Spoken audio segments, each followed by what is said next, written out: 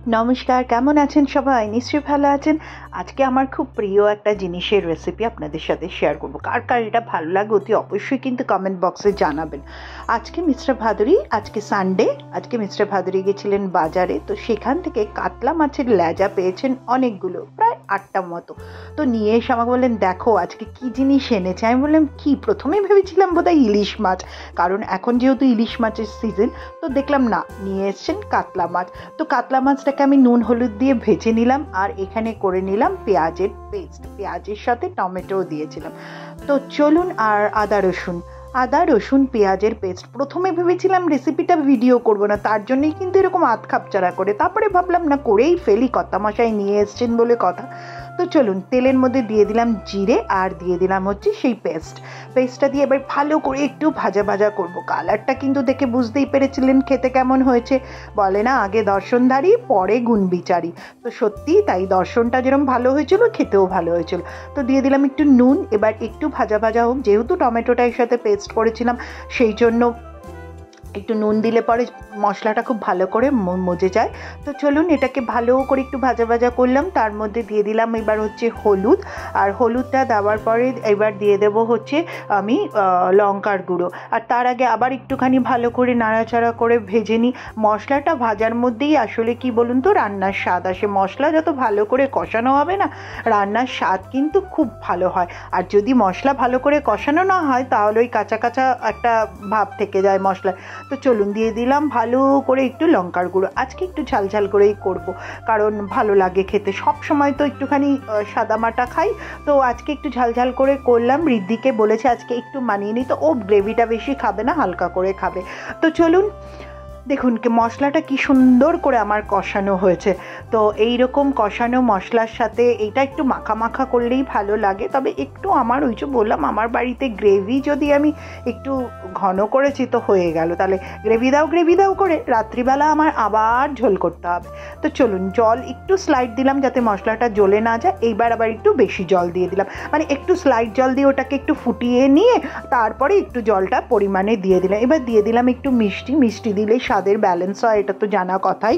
তো একটু খুব খুব সামান্য মিষ্টি, বেশি না। তো চলুন, এবার আমার দেখুন মোটামুটি মশলাটা ভালো করে ফুটছে। এবার আবার একটু জল দিয়ে দেবো, দিয়ে এবার ফুটে উঠলে পরেই কিন্তু দিয়ে দেবো লেজা ভাজাগুলো। এত ভালো লাগে আমার লেজা ভাজা খেতে, কি বলবো। আমি তো এক এক সময় কি করে জানেন, অকেশন বাড়িতে গেলে না, যদি ওই দুপুরবেলা খাবারের সময় যে মাছটা পড়ে, তখন আমি বলি লেজা আছে তাহলে দিন।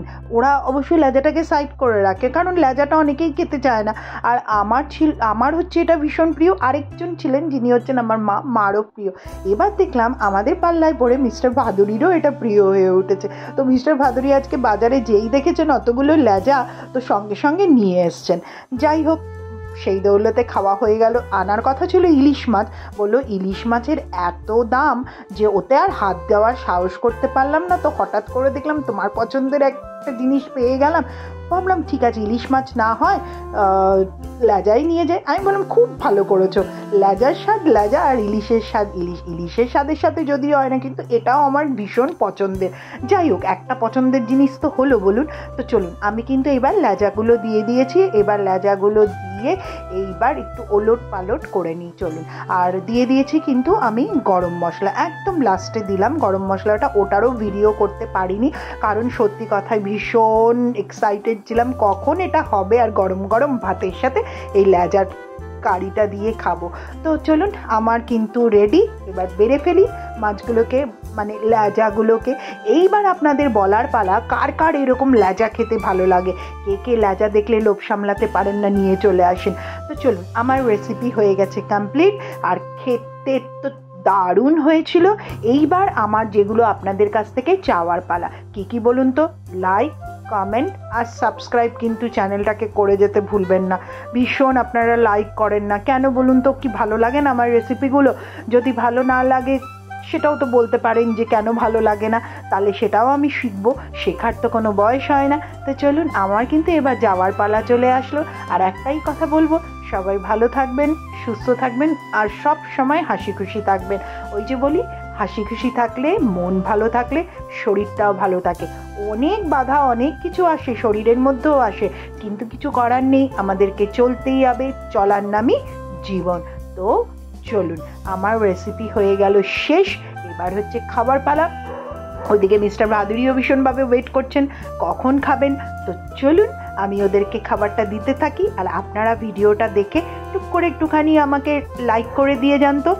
আর অবশ্যই বলে যান কার কার লেজা খেতে ভালো লাগে, আমার কিন্তু ভালো লাগে। তো চলুন, টাটা বাই বাই। আবারও বলবো, সবাই ভালো থাকবেন, সুস্থ থাকবেন, আর সব সময় আমার পাশে এইভাবেই থাকবেন। আপনারা আসেন বলেই না আবার নতুন নতুন করে কিছু বানাতে ইচ্ছা করে, আর সেটাকে হাজার প্রতিকূলতার মধ্যেও কিন্তু ভিডিও করতে ইচ্ছা করে। অনেক সময় ভুলে যাই অনেক কিছুর ক্লিপ নিতে, কিন্তু ওই যে জানি আপনারা সব কিছু মানিয়ে নেবেন। তো চলি, আবার আসবো খুব শিগগিরই আপনাদের সাথে। টাটা।